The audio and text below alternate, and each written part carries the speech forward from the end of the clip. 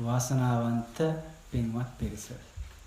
මම ශ්‍රද්ධාවන්ත වාසනාවන්ත කියලා ආමන්ත්‍රණය කළේ ධර්ම ශ්‍රවණය කරන්න, ධර්ම කාරණා ගැටලු විසඳ ගන්න, බුදුරජාන් වහන්සේ ගැන බොහොම ශ්‍රද්ධාවක් ගෞරවයක් ධර්ම රත්නය පිළිබඳව සංඝ රත්නය පිළිබඳව තියෙනවානේ. වාසනාවන්තයි කිව්වේ මෙච්චර මේ මනුස්ස ලෝකේ පහළ වෙලා ඊටා අමාරුවෙන් ලබාගත් මනුස්ස ජීවිතයේ බණ ටිකක් අහන්න හිතෙන්නේ කී දෙනාටද? ඒ හිතෙන පිරිස අතරට එකතු වෙන්න මේ අම්මලා තාත්තලා ටිකට අවස්ථාව ලැබුණා.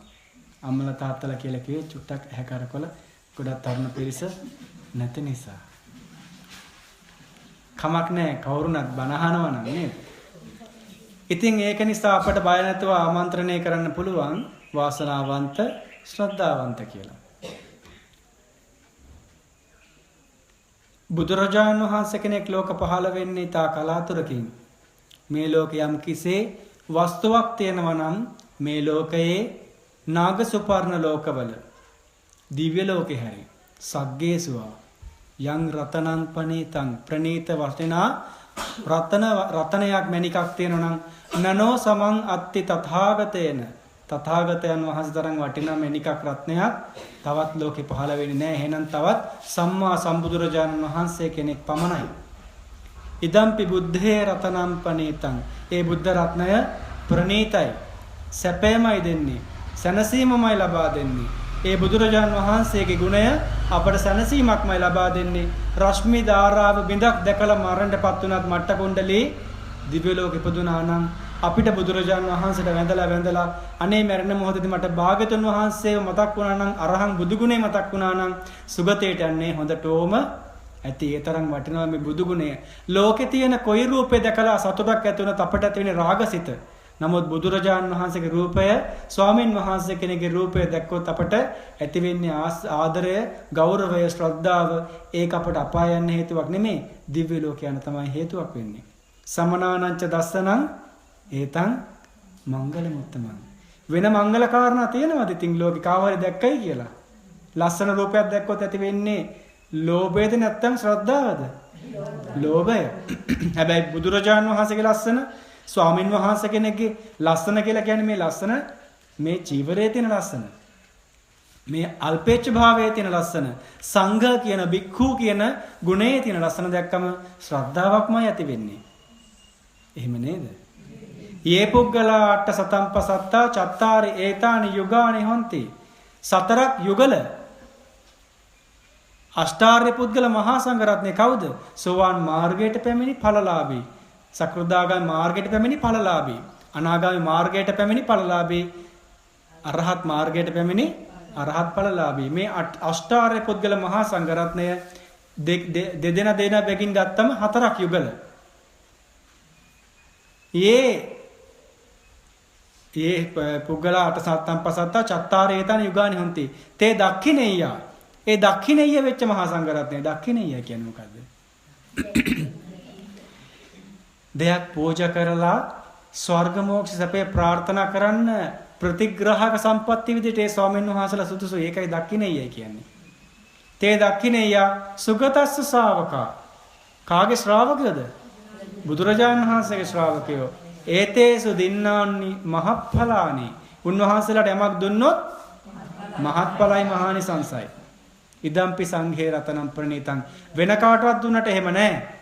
බුදුරජාණන් පෙන්වා දෙන බුදුරජාණන් වහන්සේට, මහා සංඝ රත්නයට, ධර්ම රත්නයට අමතරව තව දෙන්නයි පෙන්නේ බුදුරජාණන් වහන්සේ ආහුණේය ගුණයෙන් යුක්තයි කියලා. කවුද? අම්මයි තාත්තයි විතරයි. වෙන කාටවත් දෙනවට වඩා ගුණයෙන් තමන්ට ස්වර්ගය දිව්‍ය ලෝකේ ප්‍රාර්ථනා කරන්න, නිවන ප්‍රාර්ථනා කරන්න සුවිශේෂීත්වයක් තියෙනවා නම් බුදුරජාණන් වහන්සේට, සුවිශේෂී බවක් තියෙනවා නම් ධර්ම රත්නයට, සුවිශේෂී බවක් තියෙනවා නම් සංඝ රත්නයට, විශේෂී බවක් තියෙනවා අම්මට තාත්තට. එතනින් එහාට ඒක සාමාන්‍ය දානයක්. එහෙමනම් කොහොමද ස්වාමීන් වහන්සේ ධර්මයට දාණය දෙන්නේ? බුදුරජාණන් වහන්සේ නම් දන් දෙන්න දැන් දානි පූජා කළානේ දවල් නේද? බුද්ධ පූජා තිබ්බනේ. ස්වාමීන් වහන්සේ කෙනෙකුට දාන දෙන්න පුළුවන් නේ. දෙයියනේ ධර්මයට කොහොමද මම දානයක් දෙන්නේ? හිතලා කියන බලන්න කොහොමද මම ධර්මයට දානයක් දෙන්නේ කියලා. ධර්ම දානය නම් දැන් මම දෙනානේ. ධර්මයට දානයක් දෙන්නේ කොහොමද? පොත් දන් දුනමත් අපි ධර්ම දානයක්. ධර්මයට ධර්ම රත්නයට පූජාවක් පවත්වන්නේ කොහොමද? භාගතුන් වහන්සේ පෙන්නනවා අම්මල මේක හොඳින් තේරුම් ගන්න. මං වගේ නෙමෙයි. බොහොම ධර්මදර, විනයදර, ධර්ම විනය හොඳට ප්‍රගුණ කරපු වියත් භික්ෂුන් වහන්සේ කෙනෙකුට දානයක් දෙනවා නම් ඒ භික්ෂුව මොකද කරන්නේ? ගමක් ගානේ ගිහිල්ලා බණ කියනවා. ධර්මයේ ප්‍රගුණ කරනවා, භාවනා කරනවා. ඒ භික්ෂුවට දානයක් දුන්නම ඒක ධර්මයට කළ දානයක් හා සමානයි කියලා. පොත්පත් දන් දෙන එකෙන් ධර්ම දානය සිද්ධ වෙනවා. ධර්මයට දානයක් වෙනවා ධර්මදර භික්ෂුවකට දානයක් දුන්නොත්. එහෙමනම් ඒ ත්‍රිවිධ රත්නයේ සරණ නැත්ති මේ සරණං අඤ්ඤං බුද්ධෝ මේ ධම්මෝ මේ සංඝෝ මේ සරණං වරං.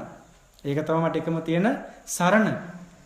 ධර්ම රත්නේ විස්තර කරනවා රතන සූත්‍රයෙන් බොහොම විවෘත මාතෘකාවක් සාකච්ඡා කරන්න පටන් ගත්තේ අපේ මහත්මයාත් සඳහන් කළා බොහොම ගැටලු තියෙන අම්මලට අහන්න කියලා. දන්න දෙයක් නම් විස්තර කරන්න.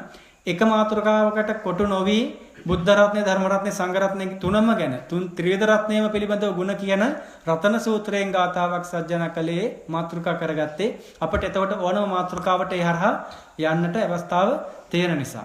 ධර්ම රත්නය ගුණය කියන හැටි බලමු. යම් බුද්ධ සෙට්ටෝ පරිවන්නයි සුචින් සමාධිමානන්තරිකඤ්ඤමාහෝ. යම් බුදුරජාණන් වහන්සේ කෙනෙක් මේ කෙලෙස් අසුචියෙන්, ලෝභ ද්වේෂ මෝහ අසුචියෙන් මිදලා යම් කිසි සමාධියක් හේතු කරගෙන විපස්සනා වඩලා උතුම් සම්මා සම්බුද්ධත්වයට පත් වුණා නම් ඒ ධර්මය ඒ ආකාරයෙන් ධර්මය අවබෝධ කරගන්නට උපකාර කළේ වෙනත් කිසියම් සමාධියක් නෙමෙයි. ආනන්තරික වූ සමාධිය. මොන සමාධියද? මේ විපස්සනාවට සම්බන්ධ වන ආනාපාන සතිය ආදී සමාධි. සමාධිනාතේන සමෝ නවිජ්ජති. එහෙම සමාධියක් ලෝකේ තවත් දකින්න නැහැ. ඒක තව ඉඟියක් තියෙනවා. මොකද්ද? මේ සමාධියට අමතරව තව සමාධි තිබිලා තියෙනවා. හැබැයි බුදුරජාණන් වහන්සේගේ නිර්වාණයට ආනන්තරික වෙච්ච සමාධිය හා සමාන සමාධියක් නවිජ්ජති. එහෙම පේන්නේ නැහැ. ඉදම්පි ධම්මේ රතනං පනීතං. අපි කොහොමද ඔප්පු කරන්නේ බුදුරජාණන් වහන්සේ ලෝකේ පහළ වෙන්න ඉස්සරත් සමාධිය තිබුණයි කියලා? බුදුරජාණන් වහන්සේ ලෝකේ පහළ වෙන්න ඉස්සරත් සීලය තිබුණයි කියලා. කොහොමද ඔප්පු කරන්නේ?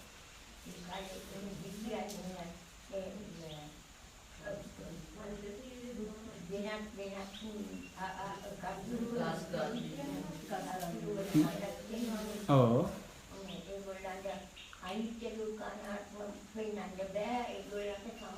හරියට හරි. අනිත්‍ය දුක්ඛ අනාත්ම නැති වුණාට ත්‍රිලක්ෂණ අවබෝධය නැති වුණාට යාලට සමාධිය තුන හරියට හරි. එතකොට බුදුරජාණන් වහන්සේ ලෝකේ පහළලා බුද්ධත්වයට පත් වෙනකොට ගුරුවරු විදිහට බෝධිසත්ව කාලේ උගන්වපු ආලාර කාලාම උද්දක දෙන්න මොකද උනේ? මරණයටපත් වෙලා බ්‍රහ්ම ලෝකෙ ගියා. අරූපාවචරේ. අරූපාවචරයට යන්නට එයාලා අරූපාවචර ධානය වඩන්නට ඕනේ. ධානය කියලා කියන්නේ මොකද්ද? සිතේ එකඟත්වය. මොකක්ද ඒ කියන්නේ?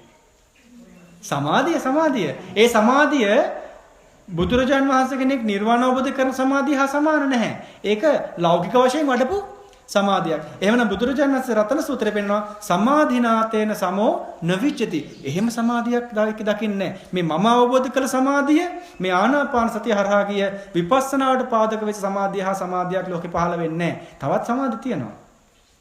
සීලයක් තිබුණ බව අපි උපු කරන්නේ කොහොමද? බුදුර කෙනෙක් ලෝකේ පහළ වෙන්න ඉස්සෙල්ලා.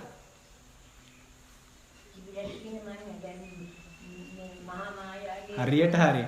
මහා මායාව ගොඩාක් ධර්ම ඉගෙන ගන්නවා. හොඳයි. පොත්පත් කියවන්නට ඕනේ. එතකොට හොඳට මේ කාරණා පැහැදිලි වෙනවා. භාවනා කරනවා වගේම පුළුවන් තරම් පොත්පත් කියවන්න ඕනේ. S2 පෙනීම නැති වෙනකම්. මරණයටපත් වෙනකම්ම ධර්ම ඉගෙන ගන්න අම්මා. පොඩ්ඩක්වත් බය වෙන්න එපා. හොඳට පොත්පත් කියවන්න. එතකොට ධර්මයේ ප්‍රගුණ වෙනවා. ඊළඟ ජීවිතේට අපි මේ දැනුම අරගෙන යනවා. බෝධිසත්වයන් වහන්සේ තුසිත දිව්‍ය ලෝකයේ සන්තුසිත දිව්‍ය රාජයා චුත වෙලා දවස් 7ක් පේ වෙලා බලන් හිටියා. මොකක් වෙනකන්ද? අම්මා උපෝසත අෂ්ටාංග සීලේ සමාදන් වෙනකන්. ඒ වාසනාවන්ත මෑණියන් වහන්සේ උපෝසත අෂ්ටාංග සීලේ සමාදන් වෙලා බලන් හිටියා. මේ පුංචි කුමාරයා කුසපිලින් සිද්ධගත්තා. ඊටාම සුදුසු කාලය බලලා මාතෘත්වයේ බලලා මවගේ සීලය බලලා මවගේ ආයුෂය බලලා කොච්චරකල් අම්මා කෙනෙක් ජීවත් වුණාද? ඒ උතුම් මෑණියන් වහන්සේ පිළිසින ගැනීම ඉඳලා මාස 10 දවස් 7යි. හරියටම මාස 10 දවස් 7ක ආයුෂයක් තියෙන අම්මා කෙනෙක් තෝරගන්නේ පින්වන්ත අම්මා කෙනෙක්. බෝධිසත්වයන් වහන්සේ කුස පිළිඳ ගන්න. ඒ මෑණියන් උපෝසත අෂ්ටාංග සීල සමාදන් හිටියා. අපේ මේ අම්මලා ටික සමාදන් වෙලා ඉන්නවා. වගේ අපි මේ උපාසක උපාසිකාව ටික සමාදන් වෙලා ඉන්නවා වගේ උපෝසත අට්ඨාංග සීල. එහෙමනම් ඒක බුදු කෙනෙක් පහළ ලෝකෙත් ප්‍රකාශ කළා කියලා කියන්න කාටවත් බෑ. ඒකට කලින් ඉඳලා තිබිලා තියෙනවා. සමාධිය තිබිලා තියෙනවා. යහපත් අයහපත් කියන ගුණයන් ලෝකෙ තිබිලා තියෙනවා. බුද්ධ කියන වචනේ මිනිස්සු අතර තිබිලා තියෙනවා. කවුද මේ බුද්ධ? කෝ මේ බුද්ධ? කොයි කාලෙද පහළ වෙන්නේ? අපිට බලන්නට ඕනේ කියන වචනේ හොයා මිනිස්සු ධර්මයේ හොයාගෙන ගිය කාලයක් තිබුණා. උපතිස්ස කෝලිතත් ධර්මයේ හොයාගෙන ගියා. ධර්මය අවබෝධ වෙනකම් මෙයාලට මහරහතුන් වහන්සේලා මුණ ගැහෙනකම් ධර්මයේ හොයාගෙන ගියා. හම්බ වෙච්ච කොටස් ඉගෙනගෙන මේක නෙමෙයි කියලා දැනගන්න යාලට ප්‍රඥාවක් තිබුණා. මේක සංජයකින් ඉගෙන ගත්ත ටික මදි කියලා උපතිස්ස කෝලිතට මතක් වුණා. අවබෝධ වුණා. එහෙම නේද? ඒතර බෝසත්යන් වහන්සේට ආලාර කාලාමගෙන් ඉගෙනගත්ත ටික මදි කියලා දැනුණා. අපි වගේ නම් හිතයි එහෙනම් මම දැන් ධර්ම අවබෝධ කරලා හරි කියලා. දැන් එහෙම කියන අය ඉන්නවනේ. මම රහත් වුණා කියලා හිතාගෙන ඉන්න අය ඉතින් හැබැයි මේ ප්‍රඥාවන්ත උතුමන් වහන්සේලාට තේරුණා තාම අවබෝධ වෙලා නැහැ කියලා. උද්දක ගාවට ගිහිල්ලා ධානය වැඩුවා. බෝසත්යන් වහන්සේ. ඒත් අවබෝධ වෙලා නැති බව දැන් තාමත් මගේ හිතේ කෙලෙස් තියෙනවා. මේක නෙමේ ක්‍රමය. මොකක් හරි වෙනස් ක්‍රමයක් තියෙන්නට ඕනේ කියලා හොයා ගිහිල්ලා දුෂ්කර ක්‍රියා කළත් හොයාගන්න බැරි වෙච්ච තැන තමයි වාසනාවකට ඒ පාරමිතා ශක්තිය දාන පාරමිතා, දාන උපපාරමිතා, දාන පරමත්ත පාරමිතා ආදී වශයෙන් දාන සීල නෙක්ඛම්ම දස පාරමිතාවල පාරමිතා 30ක්.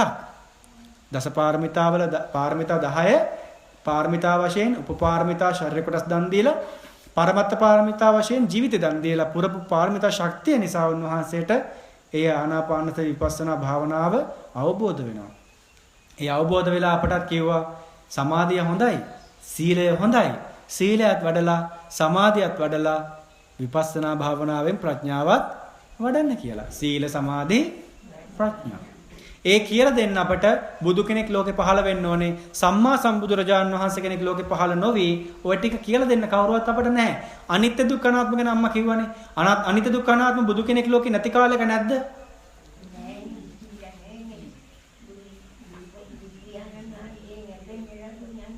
අන්න හරි බුදු පියාණන් වහන්සේ කියලා දෙනවා ඒක.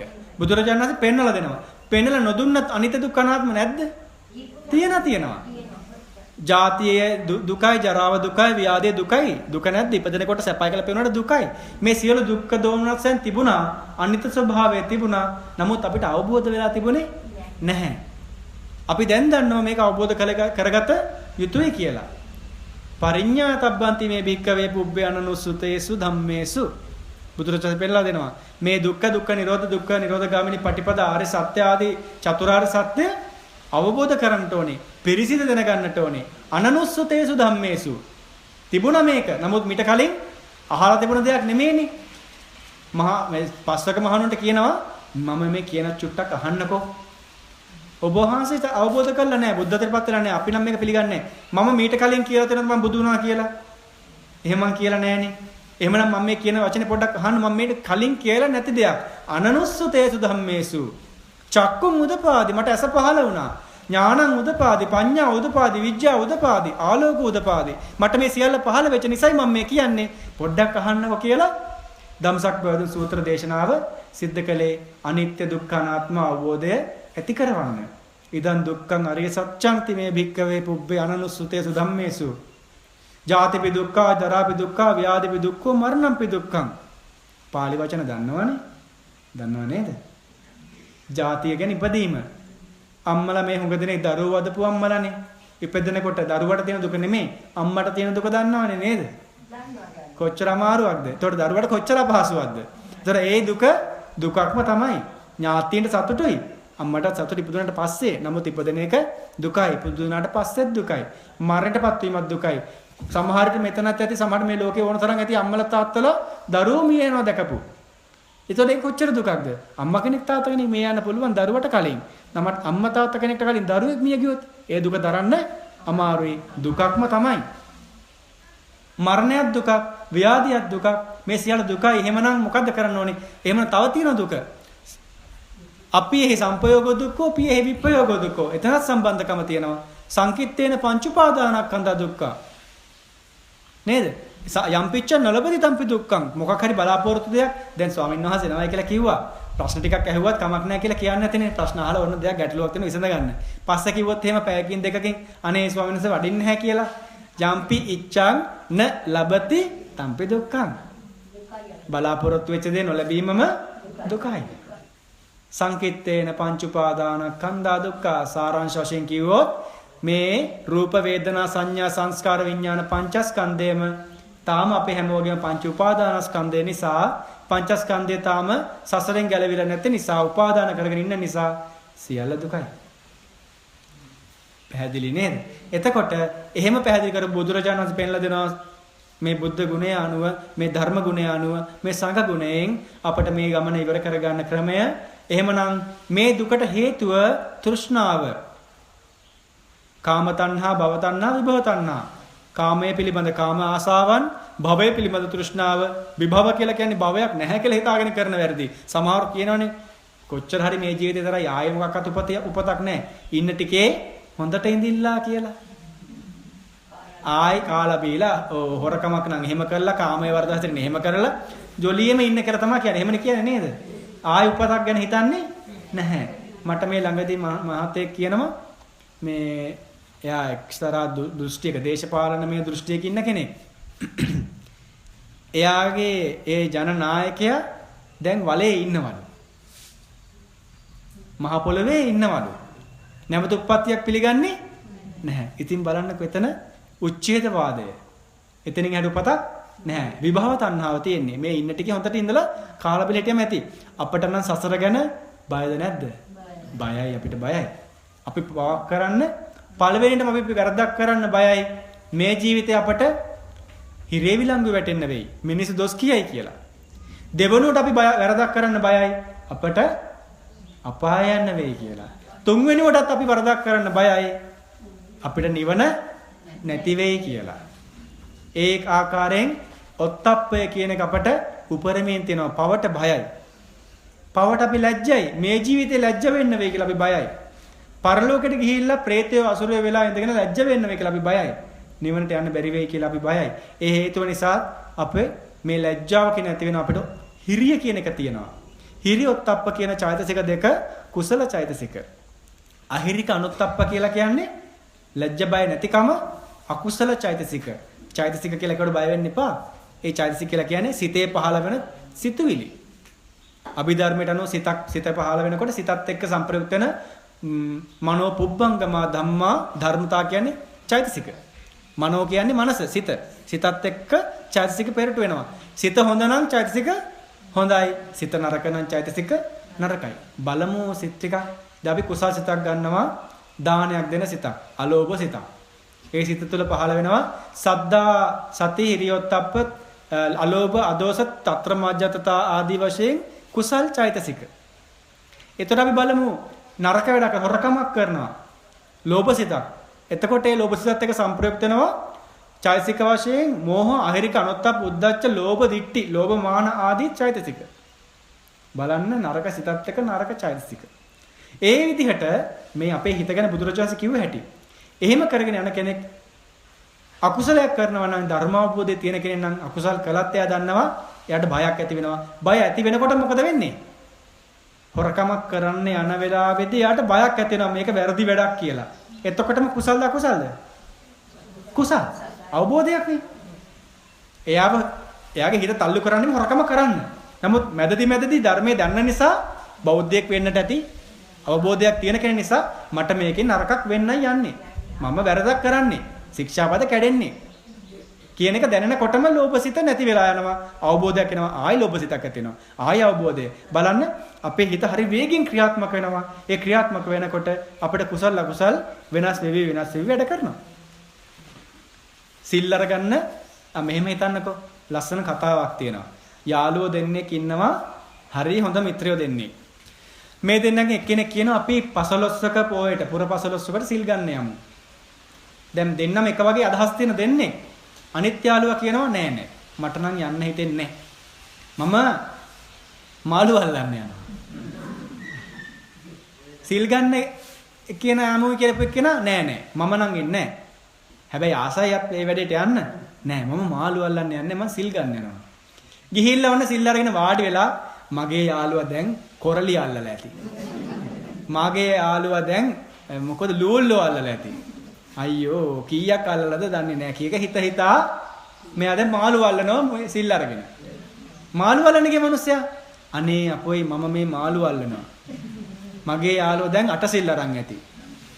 සතුන් මැරීමෙන් වැළකීම නම් වූ ශික්ෂාපදේ සමාදන් වෙලා. සොරකම් කිරීමත් වැළකීලා. මෙයා විකාල භෝජනෙනුත් වැළකීලා. මෙයා දැන් දසසිල් ගත්තද දන්නේ නැහැ. මුදල් හදලුත් පැත්තකින් තියලාද දන්නේ නැහැ. දැන් දෙන්න දෙපැත්තෙන් ඉඳගෙන කුසල අකුසල වඩන විදිහ හිත වෙනස්. හරියට පන්සල් ගිහිල්ලා කුසල් කරගන්නවා. මෙහෙම මෙයා මේ බිලි පිටක් අතේ තියන් වතුරට නොදා කුසල් කරගන්නවා. මෙනෙහි කරන සිත තමයි කුසලය. සිත තුළ තමයි මේ වැඩේ තියෙන්නේ. කයින් කරාට වැඩක් නැහැ. අපි කොච්චර දන් දුන්නත් මේ දන් දුන්නම මගේ නම කියයිනේ හාමුදුරුවෝ. මගේ නම print කරලා මම දෙනවනේ කට්ටියට. මේ නම් දාන දෙනකොට මට මාව අගය කරානේ අනිත් අය. හරි හොඳ දානපතියෙක් කියලා. මොනවද? ලෝභද අලෝභද? එතකොට මොකද වෙලා තියෙන්නේ? රේරුකානේ චන්දවිමල ස්වාමීන් වහන්සේ වංචක ධර්ම සහ චිත්ත උපක්ලේශ කියන පොතේ ලස්සනට විස්තර කරනවා කුසල් කරනකොට අපි පරිස්සම් වෙන්න ඕන තැන්. හොඳ අවබෝධයෙන් ඉන්න. ධර්මයේ කියලා කියන දේ සිද්ධ වෙන්නේ හිත තුළ. කයේ වචනේ නෙමෙයි. කය වචනේ අපිට උපකාර වෙනවා සිත සකස් කරගෙන යන්න. දානයක් දෙන්නට ඕනේ. දන් දෙන්නලා හිතාගෙන S2 පියාගත්තට ඒ කුසලෙ ලැබෙන්නේ නැහැ. නේද? S2 පියාගෙන කඩේ ගියා S2 පියාගෙන දානේ වුවක් S2 පියාගෙන පූජා කළා. කුසාසිත තමයි. නමුත් දානයක් දෙන තරම් කුසාසිතක් නැහැ එතන. නමුත් දන් දෙන කෙනෙක් වුණත් පරිස්සම් වෙන්නට ඕනේ. මල් පහන් පූජා කරන කෙනා පරිස්සම් වෙන්නට ඕනේ. හිත සකස් කරගන්න. සචිත්ත පරියෝදපණං ඒතම් බුද්ධාන ශාසනං. අද සම්මා සම්බුදුරජාන් වහන්සේ ගෞතම සම්මා සම්බුදුරජාන් වහන්සේ ඕවාද ප්‍රාතිමෝක්ෂය දේශනා කළ දවස නේද? කන්ති පරමං තපෝතිතික්කා ආදී වශයෙන් ගාතාව අහලා තියෙනවද? අහලා තියෙනව නේද? නැද්ද? කන්ති පරමං තපෝතිතික්කා නිබ්බාණං පරමං වදන්ති බුද්ධා නහිපබ්බචිතෝ පරුපඝාති සමනව හෝති පරං විහෙටයන්තෝ සබ්බපාපස්සකරණං කුසලස් උපසම්පදා සචිත්ත පරියෝදපණං ඒතං බුද්ධාන ශාසනං අනුපඝාතෝ අනුපවාදෝ පාතිමොක්ඛේත සංවරෝ මත්තං යුතාච භත්තස්මින් පන්තාංච සයනාසනං අධිචිත්තේ චායෝගෝ ඒතං බුද්ධාන ශාසනං කියලා. ඕක තමයි ඕවාද ප්‍රාතිමෝක්ෂ දේශනාව. ඕක තමයි ශික්ෂාපද පනවන කලින් වික්ෂුන් වහන්සේලා පොහොය දවසට එකතු වෙලා උපෝසතේ සමාදන් වෙද්දී සජ්ජායනා කළේ. ශික්ෂාපද පනවන්න පටන් අරගෙන බරපතල ශික්ෂාපද පනවන සිද්ධ වෙච්ච වසර 20කින් පස්සේ තමයි බුදුරජාණන් වහන්සේ ආනා ප්‍රාතිමෝක්ෂ දේශනාව කරලා උපෝසතේ පටන් ගත්තේ ආනා ප්‍රාතිමෝක්ෂ සජ්ජායනා කරන්න. පැහැදිලිද මම කියන දේවල්? අහලා තියෙන දේවල් නේද? මම මේ පැහැදිලි කරන දේවල් අහන විට Taman දන්න කාරණා අතරට හිස්තැන් පුරව ගන්න. දන්නවනේ ධර්ම කාරණා ටික ටික. ඒ ටික ටික දැනගත්ත දේවල් වලට නොදන්න කොටස් එකතු කරගන්න. හැමදේම නොදන්න දේවල් නෙමෙයි මම කියන්නේ. මම සමහර මේ අම්මලා තාත්තලා අහලා තියෙන කාරණා. ඒ අතරදී දන්නේ නැති දෙයක් අහන්න අවශ්‍ය නම් කිසිම ප්‍රශ්නයක් නැහැ. ධර්ම කාරණා තුල ගැටලු තියෙන්න බෑනේ. ප්‍රශ්න තියෙන්න බෑනේ. ඒක විසඳෙන්නට ඕනේ. බුදුරජාණන් වහන්සේ දේශනාව කොහොමද? ස්වාක්කාතයි. ඒකේ අඩුපාඩු නැහැ. වැඩි කොටස් නෑ. පරිශුද්ධයි. බුද්ධ දේශනාව තුළ මේ කොටස වැඩි. මේ කොටස අයින් කරන්න ඕනේ කියලා එහෙම එකක් තියෙනවද? එහෙම නැහැ. මේ කොටස මදි එකතු කරන්න ඕනේ කියලා එහෙම එකක් තියෙනවද? එහෙමත් නැහැ. ස්වාක්කාතයි. එහෙමනම් මේ ධර්මයේ තුල ගැටලුවක් පටලැවිල්ලක් තියෙන්නට බෑ. මට තිබුණාට බුදුරජාණන් වහන්සේට නැහැ.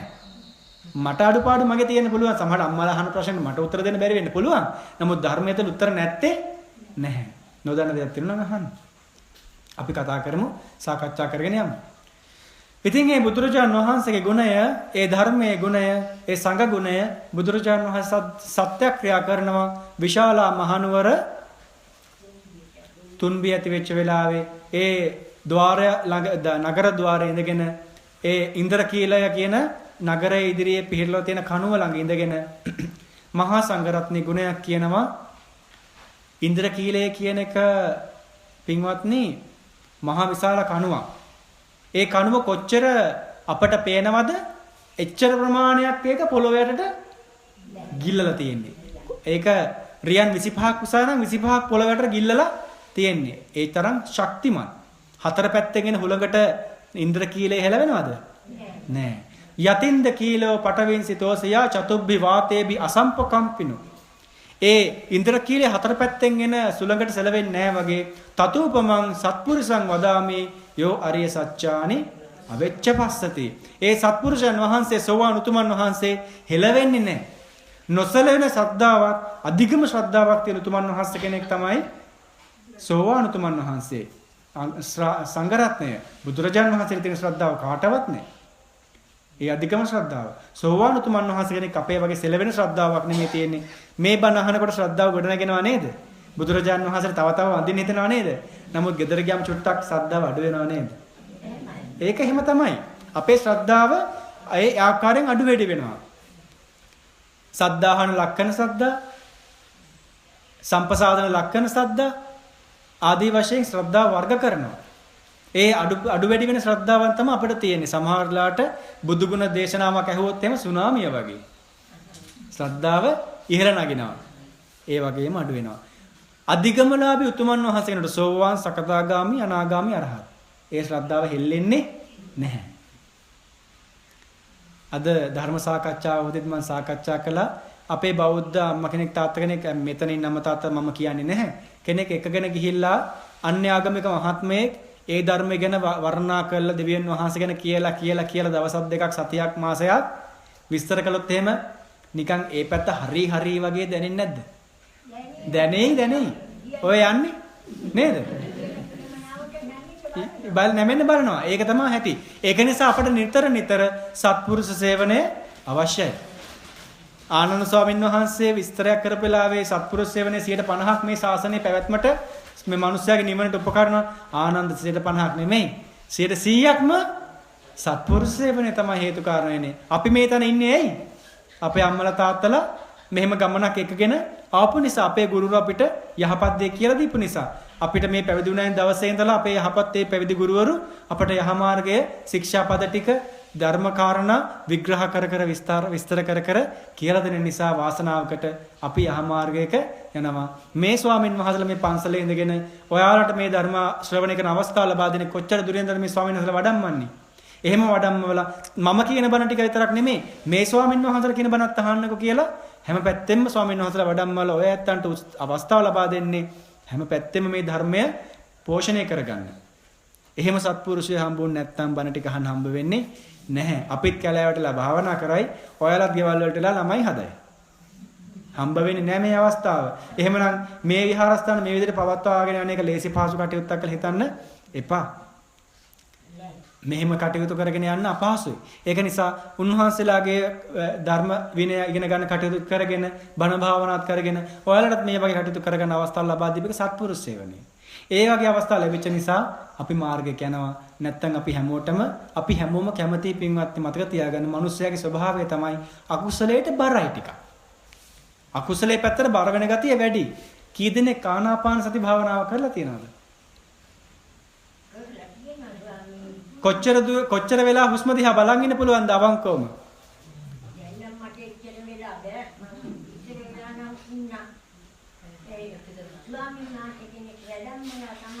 ඉගෙන ගත්තේ. ඒක තමයි. ඒ අම්මා හිටියා කියන්නේ අපරංකේ වාඩි වෙලා භාවනාව ඉඳගෙන හුස්ම දිහා බල ඉන්නවා. ඒ ඉන්න අතරේ හුස්මෙන් පිට යනවනේ හිත නේද? පිට යනවා අපහු හුස්මට එනවා. හුස්ම දිහා බලන් ඉන්නකොට අපිට හොඳට පේනවා අපේ හිත හරි පහසුවෙන් ලෝභ ද්වේෂ වලට පැනලා යනවා. ඕක ටික කාලයක් පුරුදු කරනකොට අම්මට තේරෙන්නේ නැති එහෙම යන්නේ නැතුව තියාගන්න පුළුවන් කියලා නේද? ඒක තමයි. සමාධිගත වෙනවා. ඔව්. කාලයක් තිස්සේ පුරුදු කරනකොට හිත හුස්මේ ඉන්න පුරුදු වෙනවා. කමක් නැහැ. ඒ ගැන මතක් කරන්නකෝ. තව ටික හරි උත්සාහ කරන්න. ජීවත් වෙලා ඉන්න තාක්කල් බුදුරජාණන් වහන්සේ අසමය සූත්‍ර දේශනාව විස්තර කරනවා. අසමය කීපයක්.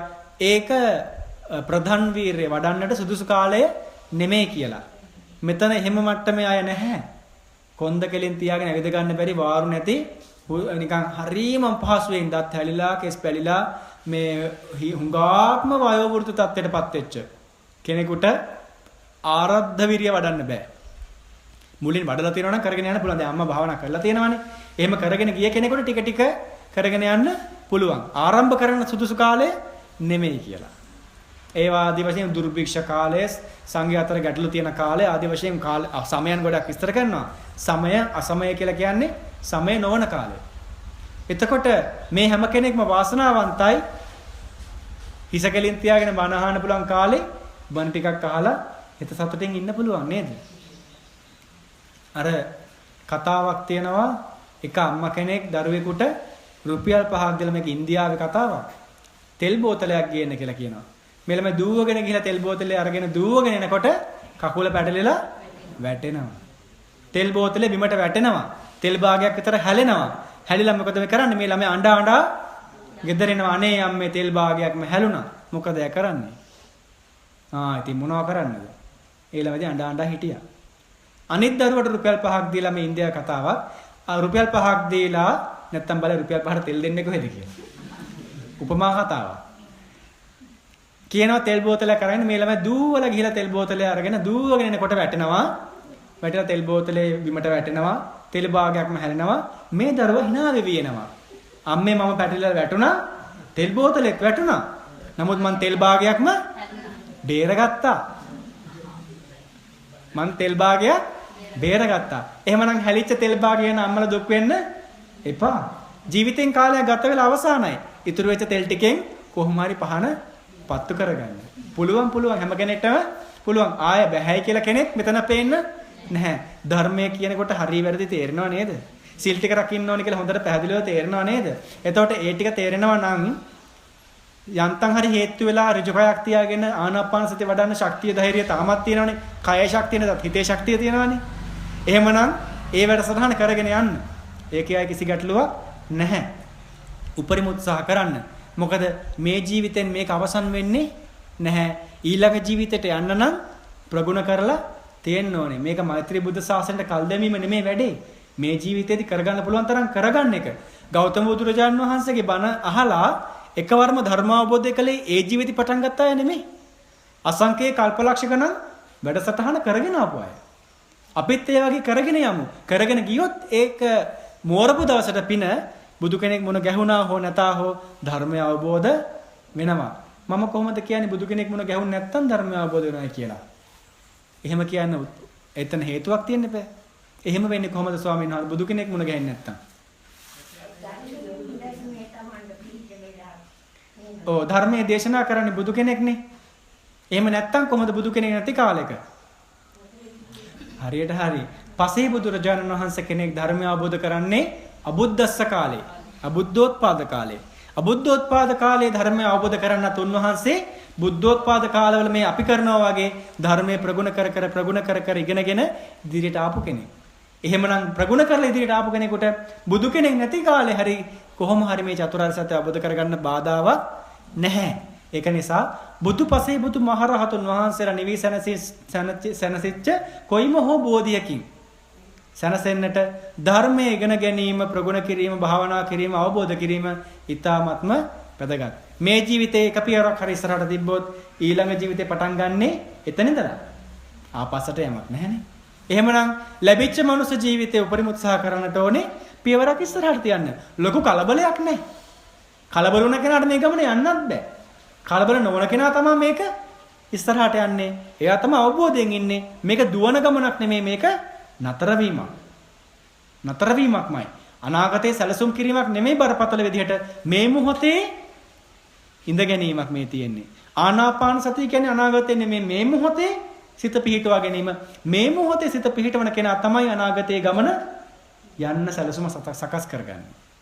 පැහැදිලි නේද? බරපතල නෑ නේද? මොකක් හරි තේරෙන්නේ නැති දෙයක් තියෙනවා නම් අහන්න. ගැටලුවක් තියෙනවා නම් අහන්න. ගැටලු තියෙනවා කියලා අපේ මහත්මයා මතක් කළා.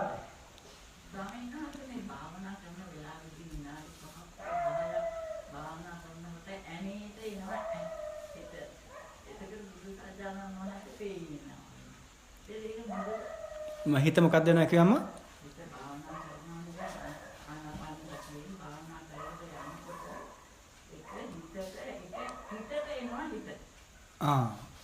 ඔව්.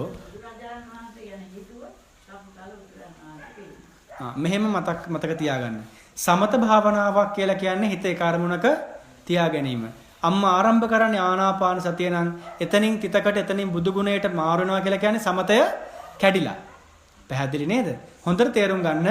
සමත භාවනාවක් විදිහට ආනාපාන සති වඩන කෙනාගේ ආනාපාන සතිය විස්තර කරන ගිරිමානන්ද සූත්‍රයේ සෝ සතෝ අසසති සතෝ පස්ස සති දීගං වා අසසන්තෝ දීගං අසසාමේති පජානාති දීගං වා පසසන්තෝ දීගං පසසාමේති පජානාති සබ්බකාය පටිසංවේදී අසසිස්සාමේති සික්කති සබ්බකාය පටිසංවේදී පසසිස්සාමේති සික්කති පස්සම් භයං කාය සංකාරං අසසිස්සාමේති සික්කති පස්සම් භයං කාය සංකාරං පසසිස්සාමේති සික්කති කියලා ඒ අභිඥා ධානා මට්ටම ප්‍රීති පටිසංවේදී අසසිස්සාමේති සික්කති ප්‍රීති පටිසංවේදී පසසිස්සාමේති සික්කති වශයෙන් ඒ ආනාපාන භාවනාවේ ධානා මට්ටමට යන හැටි. එතකොට අපමට ආනාපාන සති වඩද්දී ආනාපාන සතියෙන් හිත වෙන අරමුණකට ගිහිල්ලා නම් තිතකට එක තැනකට බුදු ගුණයට කුමන හෝ තැනකට එතනදී ආනාපාන සති සමාධිය කැඩිලා. ඔව් බුදුරජාන් වහන්සේ සිහිවීම ඉතා හොඳයි. ඒක බුද්ධානුස්සතිය. අරහං ආදී බුදු ගුණේ සිහිවීම බුද්ධානුස්සතිය. දැන් හිතන්න මම මිරිස් වගාවක් කරනවා. මිරිස් වගාවක් කළාම කෘෂිකර්මයේ විශේෂත්වයක් තියෙනවා කෘෂිකර්මයේ නියමයක් තියෙනවා. ඒකේ තක්කලි පැලයක් හැදුනොත් ඒක වල් පැලෑටියක්. අපිට අදාළ ඒක අස්වැන්නට අදාළ නැහැ. එතකොට ආනාපාන සතිය වඩන කෙනෙකුගේ බුද්ධානුස්සතිය එතනට එනවා නම් නැත්නම් බුදු රූපේ හරි පැවිලා පේනවා නම් එතන තමන්ට භාවනාවේ සමාධියට වඩා වෙනස් දෙයක්. එතකොට එතන භාවනාවේ සමාධිය කැඩිලා. එතනදී තව දෙයක් මතක තියාගන්න භාවනා දෙකක් එකට වඩන්න බෑ. ඒක හරියට අස්සිය දෙන්නේගේ පිට උඩ කකුල් දෙකක් තියන් යනවා. වගේ අස්සිය දෙන්නේගේ පිට උඩ කකුල් දෙක තියන් යනකොට ඒක භයානකයිද නැද්ද? භයානකයි. භාවනාව එතකොට භයානකයි. දෙන්නේගේ පිට යන්න බෑ. බෝටු දෙකේ කකුල් දෙක තිබ්බොත් කකුල් දෙක දෙපැත්තට යනවා. ඒක නිසා ඒ සමාධිය ආනාපාන සතිය නම් ආනාපාන සතියේම තමන් පරිම කාලය ගත කරන්න ඕනේ. එතන පැහැදිලි කරනවා සිහියෙන් හුස්ම ගන්නවා. සෝ හෙතෙම සතෝව සිහියෙන් අසසති ආස්වාසය කරනවා. සතෝ සිහියෙන්ම පස්ස සති ප්‍රශ්වාසය කරනවා. හුස්ම ඇතුල් වෙනවා පිට වෙනවා. දීගං වා අසසන්තෝ හුස්ම දිග නම් ඒ හුස්ම දිග බව දැනගන්නවා. හුස්ම දිග නම් පිට වෙන විට දීගං වා පස්සසන්තෝ දීගං පස්සසාමේති පජානාති දිග විදියට යන බව දැනගන්නවා. වෙන මොකක්වත් බෑ. මේ හුස්ම බලෙන් ගන්නව නෙවෙයි. ඒක නෙවෙයි ප්‍රාණායාම. ඒ ප්‍රාණායාම කියලා වෙනම භාවනා ක්‍රමයක් ඉන්දියාවේ තියෙනවා. යෝගා ක්‍රම වලට. ඒක නෙවෙයි මේ කියන්නේ. ස්වභාවිකව ඇතුල් වෙන හුස්ම ආපු දෙන් මම බලාගෙන ඉන්නවා. ස්වභාවිකව පිට වෙන හුස්ම ගියදෙන් මම බලාගෙන ඉන්නවා. රස්සංගෝ අසසන්තෝ යන හුස්ම කෙටි නම් කෙටි බව දකිනවා. දැන් S2 පියාගෙන හිටියත් හුස්ම කීපයක් අපිට බලන් ඉන්න පුළුවන්. හුස්ම ඇතුල් වෙනවා බලෙන් නෙමෙයි. ඉබේ ඇතුල් වෙනවා පිට වෙනවා. එහෙන් බලන් ඉන්නකොට අපිට තේරෙනවා අපි බලෙන් හුස්ම ගන්නවා වගේ කියලා. ඒ ගැන මුත් හිතන්න එපා. බලෙන් හුස්ම ගන්නෙ නැත්තම් එහෙම ගන්නවා වගේ දනවලට කමක් නැහැ. හුස්ම ඇතුල් වෙනවා පිට වෙනවා. ඊළඟට ධර්මයේ සඳහන් කරන බුදුරජාණන් වහන්සේ සබ්බකාය පටිසංවේදී. දැන් අපි හුස්මක් ගියා කියලා දැක්කා.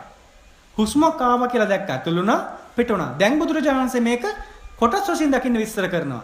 හුස්ම ඇතුල් වෙන්න පටන් ගත්තා. ඔන්න තාම ඇතුල් වෙනවා. ඇතුල් වෙලා ඉවරයි. සමාධිය තව තියුණු කරනවා. හුස්ම පිට වෙන පටන් ගත්තා. තාම පිට වෙනවා. පිට වෙලා ඉවරයි. කොටස් වශයෙන්. හිතන්න මෙතන රේල් පාරක් තියෙනවා. වේගෙන් යන කෝච්චි මෙතන දැන් ළඟ පාතක ස්ටේෂන් එකක් නැහැ. ඒක නිසා මෙතනින් වේගෙන් කෝච්චි යනවා. දැන් කෝච්චි දැකලා පුරුදු නැති කෙනා වේගෙන් කෝච්චියක් ගියා කියලා දකිනවා. වේගෙන් කෝච්චියක් අනිත් පැත්තට ගියා කියලා දකිනවා. පුරුදු කරනකොට මොකද වෙන්නේ? පෙට්ටි 1 2 3 4 5 6 කියලා ගණන් කරනවා යා. පෙට්ටි 1 2 3 4 5 ගණන් කරනවා. පැහැදිලිද? එතකොට හුස්ම ඇතුල් වෙන විදිහ දැක්කා. ඉන්පස්සේ මම ප්‍රගුණ කරනකොට මෙයාට පේනවා හුස්මත් මට කොටස් වශයෙන් පේනවා. සබ්බකාය සියලු හුස්ම කාය මට පේනවා. එතනදී තිතකට හිත යන්නේ නැහැ. බුදු රූපෙට හිත යන්නේ නැහැ. ආනාපාන සතියම හිත පවතින්නේ. පැහැදිලි නේද? එතකොට Tamanට තේරෙනවා හුස්ම ඇතුල් වෙනකොට මේ නාස් පුඩුව අතර හුස්ම ගැටිලා ඇතුල් වෙනවා. පිට වෙන විට හුස්ම මේ නාස් පුඩුවට ප්‍රදේශයේ වැදිලා පිට වෙනවා. ආනාපාන සතිය භාවනාව වඩ아가ගෙන යන කෙනා විපස්සනාවට හැරෙන විට එයා මේ හුස්ම වදින තැනට අවධානය යොමු කරනවා. එතකොට අපිට පේනවා ඇතුල් වෙන හුස්ම සීතලයි. පිට වෙන හුස්ම උණුසුම්. ඒ මට්ටමට දැනෙනවා. පැහැදිලි නේද? මේ ඊට සරල මට්ටම මම කියන්නේ. හරිය වටින භාවනාවක් ආනාපාන සතිය. එහෙම ඇතුළෙන් පිටන හුස්ම දිහා බලාගෙන ඉන්නවා. එතකොට මෙයාට දැනෙනවා මේ හුස්ම වදින ප්‍රදේශයේ සංවේදනා. මේ සංවේදනා දැනෙන්නේ කයේ.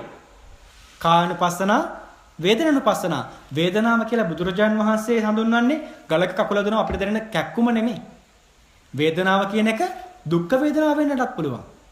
සැප වේදනාව වෙන්නටත් පුළුවන්. අදුක්ඛම සුඛ වේදනාව වෙන්නටත් පුළුවන්. දුක්ඛං වා වේදනං වේදියමානෝ දුක්ඛං වේදනං වේදියාමේති පජානාති. සතර සතිපට්ඨාන ඉස්සර කරන්නේ එහෙමයි. සුඛං වා වේදනං වේදියමානෝ සුඛං වේදනං වේදියාමේති පජානාති. දුක්ඛ වේදනාව නම් දනිස රිදෙනවා නම් විනාශ කරන්න ඇරියව්ව. රිදෙන බව දැනගෙන ඉන්නවා. තරහ ගන්නෙ නෑ. හරි සැපයි දැන් මේ හුස්ම ඇතුලෙන් පිටෙන එක. සැප වේදනාවක්. සැප වේදනාවක් තමයි. සැපයි බව දැනගෙන ඉන්නවා. ඒකට සතුටු වෙන්නේ නැහැ. උපේක්ෂාවෙන් බලාගෙන ඉන්නවා. පැහැදිලිද? හුස්ම ඇතුලෙන් පිට වෙන කෙනා ඒ වේදනාව දිහා බලන් ඉන්නවා. සමහරවිට මේ හරින කසන ගතියක් දැනේ. අතාරයෙන් කසනවාද? නෑ කසන්නේ නෑ. ඔන්න දැන් බලන්න මේ වේදනාව කසන ගතියක් දැනෙන්නේ. බලාගෙන ඉන්නවා. සමහරවිට දැනෙනවා මෙතන තෙත ගතියක්. දැන් දාඩිය දාලා හරි අපහසුයි. දැන් දාඩිය දාන බව දැනගෙන ඉන්න මේ ආනාපාන සතිය විපස්සනාවට හැරෙන හැටි. මේ සියල්ල අනිත්‍යයි. වේදනාව අනිත්‍යයි. මම අතාරයෙන් පිහදැම ගමන් ඒ වේදනාව නැති වෙනවා. අතාරයෙන් කසපු ගමන් වේදනාව නැති වෙනවා. දනිස්ස වෙනස් කරපු ගමන් වේදනාව නැති වෙනවා නම් ඒ වේදනාව අනිත්‍යයි නම් ඇයි මම ඉරියව් වෙනස් කරන්නේ? උපේක්ෂාවෙන් බලාගෙන ඉන්නවා. පුළුවන් තරම් මම මේ වේදනාව දිහා බලාගෙන ඉන්නවා. ආනාපාන සතිය තුළ නාස්පුඩු ප්‍රදේශයේ ඇති වෙන සංවේදනා නිරීක්ෂණය කිරීමෙන් අපට පුළුවන් සමතේ විපස්සනාවට හැරෙන්න. එතකල් අපි බලන් ඉන්නේ හුස්ම දිහා. වෙන මොකක්වත් දිහා නෙමෙයි. පැහැදිලි නේද? එතකොට තමන්ට තිතක් වගේ පේනනම් දැනගන්න සිත වෙනස් වුණා. භාවනාව අරමුණෙන් හිත පිට ගියා. දැන් මේ තිතක් පෙනුනත් ආලෝකයක් පෙනුනත් බුදුරජාන් වහන්සේ පෙනුනත් මගේ භාවනාවේ අරමුණ නෙමෙයි මේ පේන්නේ. මේ හිත සමාධියෙන් වෙන අරමුණකට ගිහිල්ලා. පැහැදිලි නේද? එතකොට මතක තියාගන්න ආනාපාන සති කියන භාවනාව විපස්සනාවට පාදක වෙච්ච ආනන්තරික සමාධියක් ගොඩනගන භාවනාවක්. ඒ භාවනාවට යන්න කලින් හැබැයි සතර කමඨහන් වඩලා ගියොත් ඒක ආශිර්වාදයක් වෙනවා. මොනවද සතර කමඨහන්?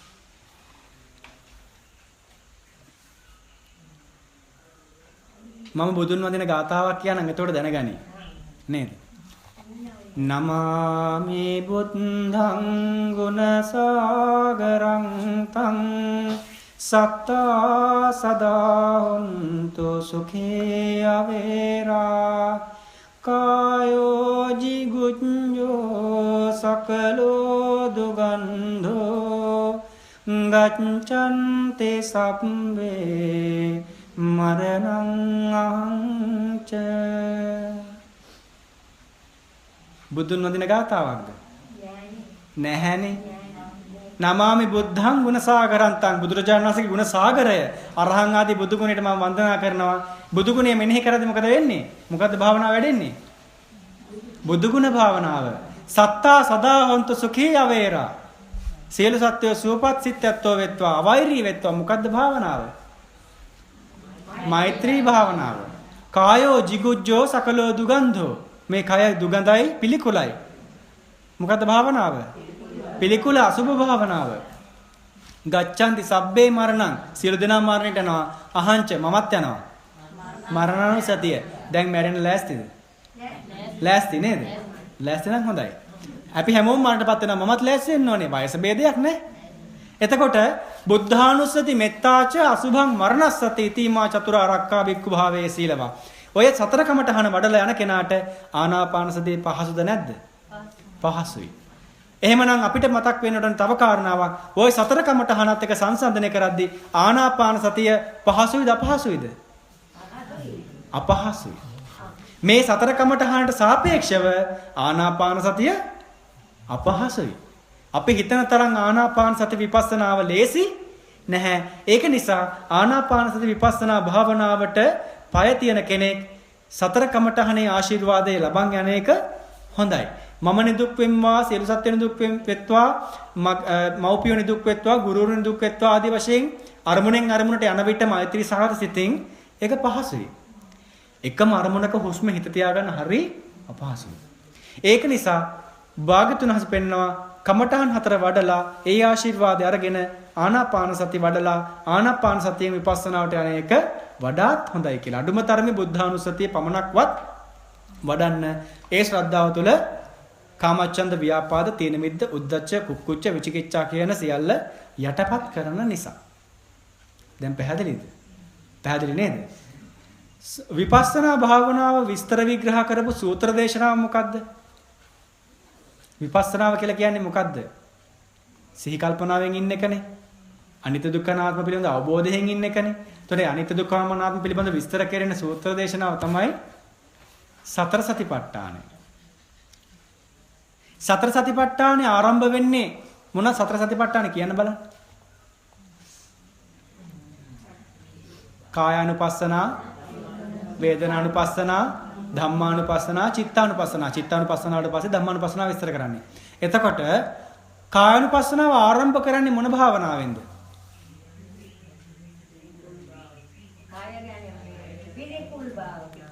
අදම ගිහිල්ලා සතර සතිපට්ඨාන සූත්‍රය අරගෙන කියවන්න. කියවන්න. හොඳේ. කියවනකොට අම්මලට තේරෙයි මොන භාවනාවෙන්ද ආරම්භ. මම කියන්නේ. හොයන දෙයක් තියෙනත් එපා. දැන් ගෙදර ඉන්න දැන් ස්වාමීන් වහන්සේගෙන් පොත ඉල්ලගෙන බලන්න.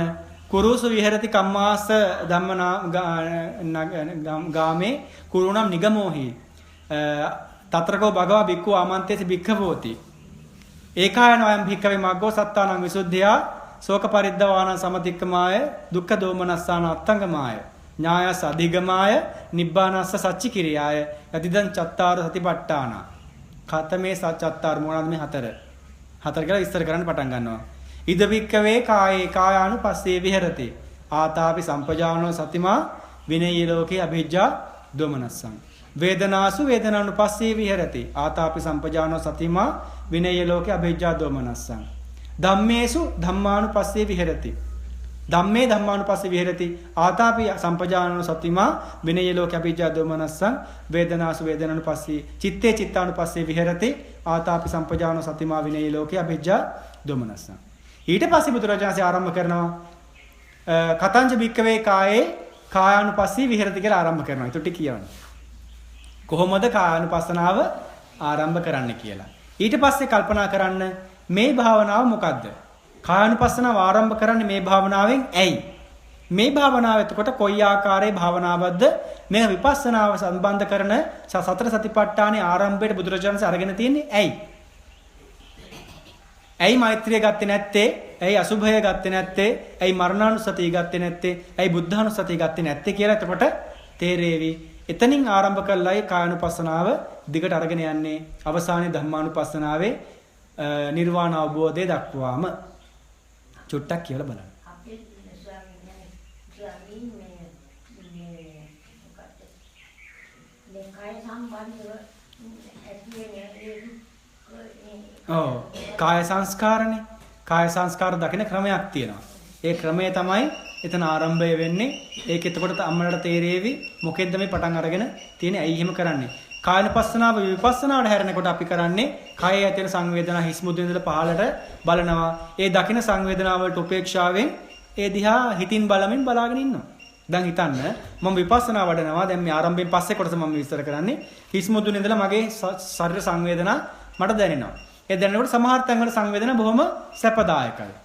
සමහර දැන් දනිස්සගාවට හිමිනට හරිය කැක්කුමයි ටික වෙලා කියනකොට නේද? ඒතකොට තමන්ට ඒ කැක්කුම විඳ දරා ගන්න පුළුවන් තාක්කල් ඒ වේදනාව මේක දුක්ඛ වේදනාවක්.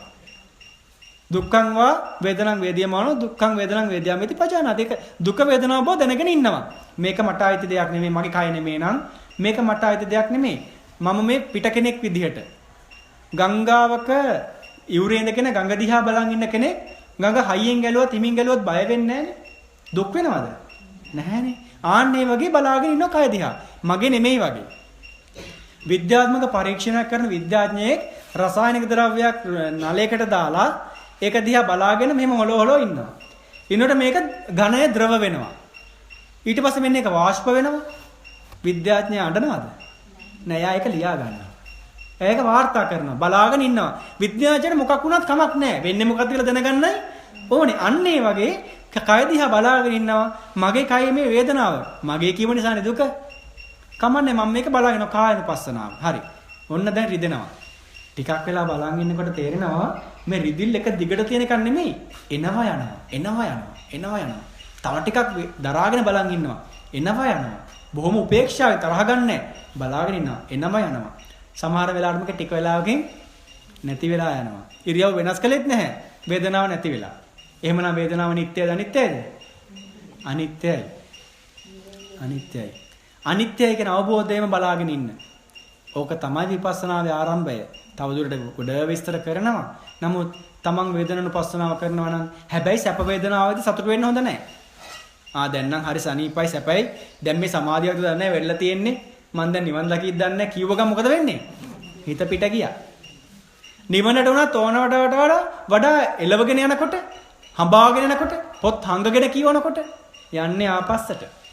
නිවන කියන එකට යන ඒ අරමුණ තියාගත්තට ඒ අවස්ථාවට යන්න අපි දැන් මොකද්ද කරන්න ඕනේ? ඒ වැඩේ දැන් කරන්නට ඕනේ. නේද? හාල් මුට්ට දෙකක් තුනක් ගෙනල්ලා දුන්නාම මේක කන්න පුළුවන්ද? ඔව් කන්න පුළුවන්. දැන් කන්න පුළුවන්ද ඔක්කොම ටික? බෑ ටික ටික ගමන යන්නේ. ඒ ටික ටික කාලේ වෙනකොට Taman දන්නේ නැතුව මේ කාලේ දැන් කොච්චර කාල් බත් කරලා කාලා තියෙනවද? එකතු කළොත් එහෙම නේද? ඒක තමයි. කොච්චර කාලද? දැන් ඔක්කොම ටික දැන් ඇඟේ තියෙනවද? පඨවි ආපෝ තේජෝ වායෝ විදිහට ඇඟට ගත්තා. කොටසක් ඊට පහුවෙන්දම පිට කළා. තවත් කොටසක් මේ කය ටික ටික දිරනකොට විනාශ වෙලා යනවා. විනාශ වෙනවා කියලා කියන්නේ ඒක පඨවි ආපෝ තේජෝ වායෝ වර්ණ ගන්ධ රස ඕජා බිඳි බිඳි නැවත ඇති වෙනවා. එක තප්පරයකට ලක්ෂ කෝටි වාරයක් සිත් පහළ වෙනවා. ඒ හා සමාන 17 ගුණයක් අඩුවෙන් මගේ කය ඇති වෙවි නැති වෙලා යනවා. අභිධර්ම විස්තර කරනවා. වැඩි විස්තර කරන්නේ අභිධර්ම. අභිධර්මයේ තේරෙන්නේ නැහැ නේ. ගොඩක් ගැඹුරට විස්තර කරන්න ගියොත් එහෙම.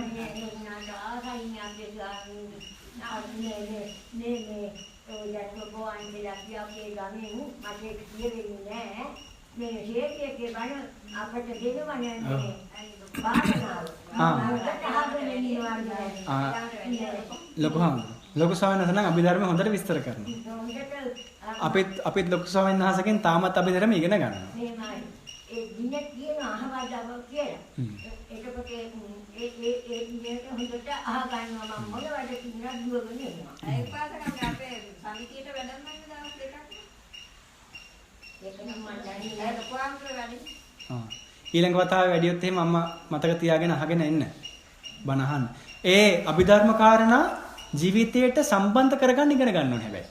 දැන් මම දැන් කතා කළානේ. මම දැන් අපේ උදාහරණ ගත්තොත් මම හොරකමක් කරන්න යනවා. යනකොට මම ධර්ම ඉගෙනගෙන තියෙන නිසා මම දන්නවා සොරකම වරදක් කියලා. ඒක වරදක් බව මතක් වෙනකොටම මට කුසල්. නමුත් මම කරන්නේ නැවතත් හිත වෙනස් වෙනවා අකුසල්. අන්න ඒ විදිහට හිත වෙනස් වෙන හැටි දැනගන්නට ඕනේ.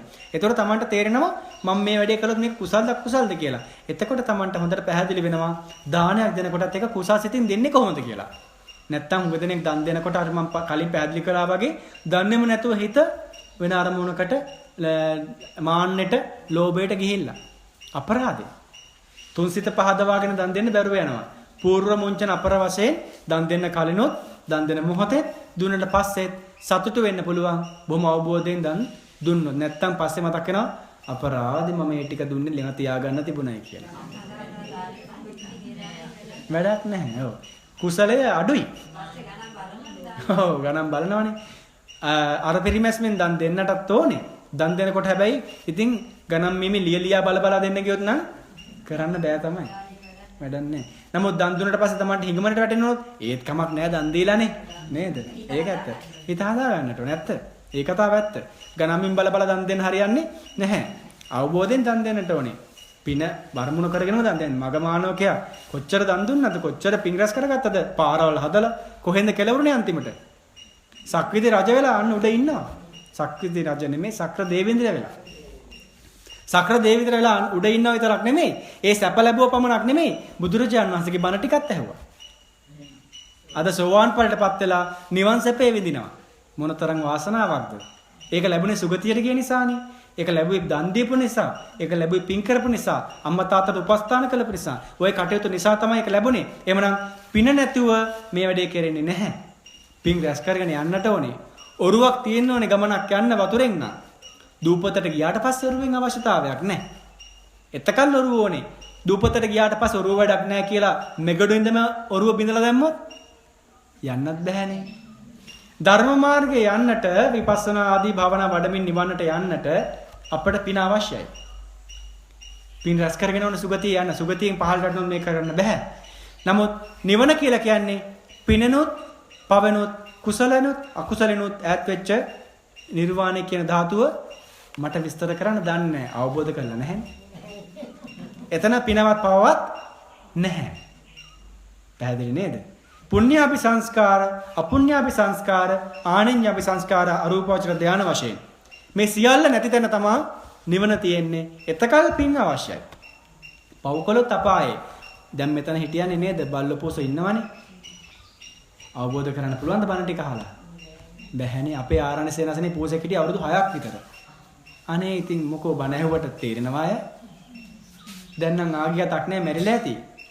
දුගතියෙන් දුගතියටම තමයි ලේනු කීයක් ඇල්ලුවා. මේ එහෙම තමයි. ඉතින් තිරිසන් අපායට ගියොත් නම් පින්වත්නි මතක තියාගන්න ලේසියෙන් ගැලවෙන්න බෑ. මේ අහන විදියට කුසසිත ඇති කරගන්න ඒ අවස්ථාවේදී බෑ. පිනක් කරගන්න තියා අකුසලයෙන් ගැලවෙන්නවත් බෑ. ඔව් ලෝභ ද්වේෂමනේ. මගේ කියා පොර කනවා රණ්ඩු වෙනවා කොච්චරනම් ද්වේෂයක්ද ලෝභයක්ද? ඒක නිසා ගැලවීමක් නැහැ. මේ සියල්ල ලැබුණේ ඔබට දුර්ලභ වෙච්ච මනුස්ස ජීවිතයක් ලැබෙච්ච නිසා. ඒ දුර්ලභ මනුස්ස ජීවිතය උපරිම ප්‍රයෝජනය ගන්න. මම ඒක ඉතුරු වෙච්ච තෙල් ටිකෙන් කොහොම හරි පහන පත්තු කරගන්න කිසි කෙනෙක් ප්‍රමාද නැහැ. ඒක තමයි ධර්මයේ ස්වභාවය. හැමෝටම මාර්ගයකට යන්න පුළුවන්. ටික ටික හරි හිත හදා ගන්න පුළුවන්. මේ බණ කියන මම ධර්ම අවබෝධ කරලා නැහැ නේ තාම. ධර්ම ඉගෙන ගන්නවා. කවදා හරි සසර දවසක මේ ඔයාලට බණ කියන පෙනෙනොත් මට නිර්වාණ අවබෝධය දක්වා යන්න ආශිර්වාද ලැබෙයි. ඒතර මේ බණ කියන්නේ ඔබ වෙනුවෙන් විතරක්ද? නෑ මේ මටත් කරගන්නේ. මටත් ලැබෙනවා මේක. හැමෝටම. එතකොට මට උගන්වපු ගුරුවරුන්ට එයාලටත් මේ පින නේද? මාව පෝෂණය කළ දෙමව්පියන්ට අර ඉන්න කෙනෙක් පිටිපස්සේ අම්මා නම් ජීවත් වෙලා නැහැ. ඒ හැම කෙනෙක්ටම මේ පින. එතකොට ඒ අය ස්ථාවර tempatuවක් tempat කරගත්තා වගේ නේද?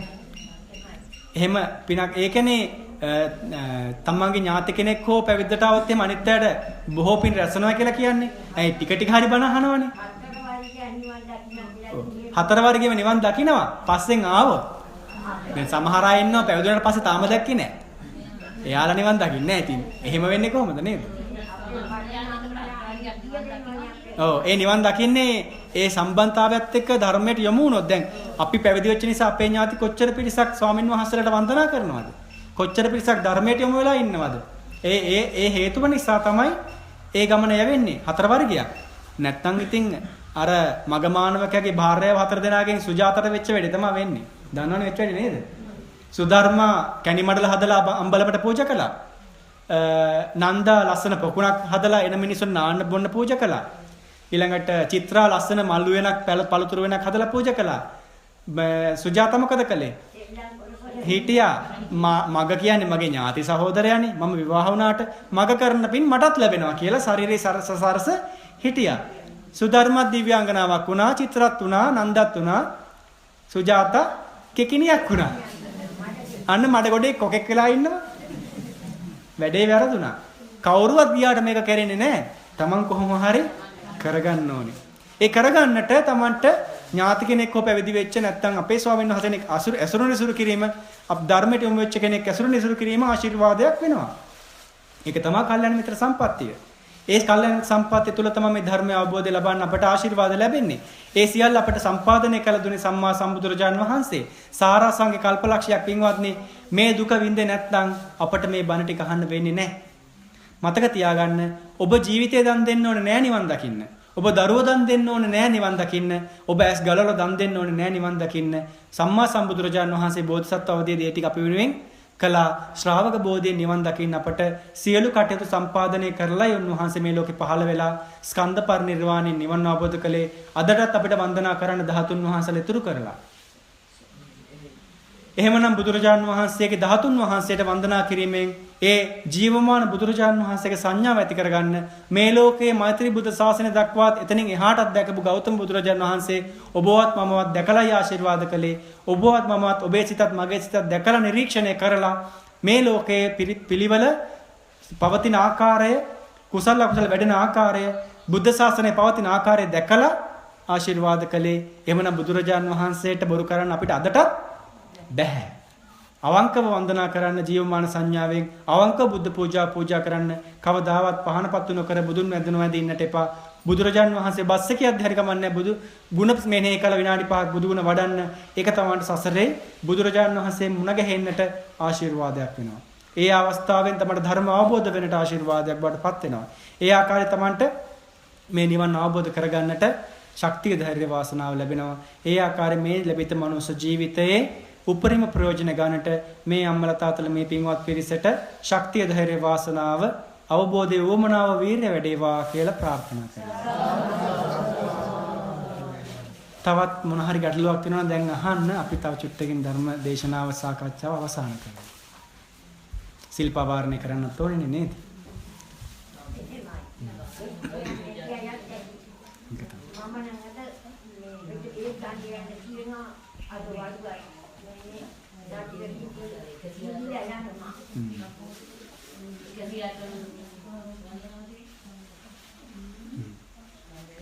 එහෙමනම් අපි ඥාතීන්ට පින් අනුමෝදන් කරමු. ඥාතීනොත් මේ පින් අනුමෝදන් වෙත්වා.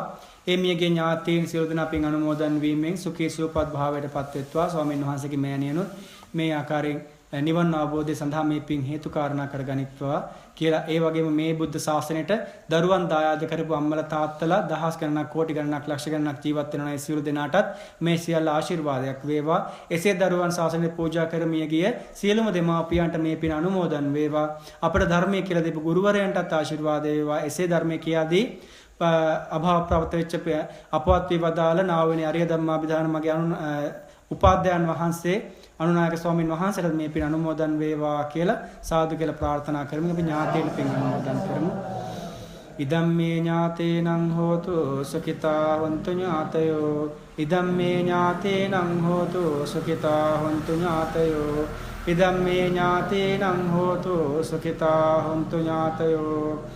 පින් කැමති දෙවියෝද මේ පින් අනුමෝදන් වීමෙන් සපවත් භාවයට පත් වී දෙවියෝද ලෝභ ද්වේෂ මොහ නැති කරගෙන දිව සැප සම්පත් තුලින් අවසානයේ නිවන් අවබෝධ කරා යන්නට මේ පින් හේතු වාසනා කරගනිත්වා කියලා සාදු කියලා ප්‍රාර්ථනා කරමි. දෙවියන්ටත් පින් අනුමෝදන් කරමු. එත්තාවතා චම්හේ සම්භතං පුඤ්ඤ සම්පදං සබ්බේ දේවානුමෝදන්තු සබ්බ සම්පත්ති සිද්ධියා. එත්තාවතා චම්හේ සම්භතං පුඤ්ඤ සම්පදං සබ්බේ භූතානුමෝදන්තු සබ්බ සම්පත්ති සිද්ධියා. එත්තාවතා චම්හි සම්බතං පුඤ්ඤ සම්පදං සබ්බේ සත්තානුමෝදන්තු සබ්බ සම්පත්ති සිද්ධියා. ඒ වගේම කල්යාණ මිත්‍ර සම්පත්තිය, සත්පුරුෂ සේවන, යහපත් දෙමාපිය ළඟ උප්පත්තිය, යහපත් ගුරුවරුන්ගේ අවවාද අනුශාසනා, යහපත් මිත්‍රයන්ගේ ඥාතින්ගේ ඇසුර නිසර සසර ගමනේ ලැබීමෙන් ඉක්මන් නිවන අවබෝධ සඳහා ඒ සත්පුරුෂ සේවනයේ කල්යාණ මිත්‍ර සම්පත්තිය හේතු වාසනා වේවා කියලා ප්‍රාර්ථනා කරමින් ගාථා කියමු. ඉමිනා පුඤ්ඤ කම්මේන මාමේ බාල සමාගමෝ සතං සමාගමෝ හෝතු යාව නිබ්බානපත්තිය. ඉමිනා පුඤ්ඤ කම්මේන මාමේ බාල සමාගමෝ සතං සමාගමෝ හෝතු යාව නිබ්බානපත්තිය. ඉමිනා පුඤ්ඤ කම්මේන මාමේ බාල සමාගමෝ සතං සමාගමෝ හෝතු යාව නිබ්බානපත්තිය. තමන්ගේ කයෙන් වචනයෙන් සිතෙන් යම් කිසි අඩුපාඩුවක් වරදක් සිදු වුණා නම් ඒ අඩුපාඩුවට වරදට ත්‍රිවිධ රත්නය මට සමාවන සේක්වායයි සිතමින් ගාථා කියන්න. කායේන වාචා චිත්තේන පමාදේන මයා කතං අච්චයං කමමේ භන්තේ භූරි පඤ්ඤ තථාගත. කායේන වාචා චිත්තේන පමාදේන මයා කතං අච්චයං කමමේ ධම්ම සම්දිට්ඨිකා කාලික. කායේන වාචා චිත්තේන පමාදේන මයා කතං අච්චයං කමමේ සංඝ සුපටිපන්න අනුත්තර. සාදුකාරය. හොඳයි.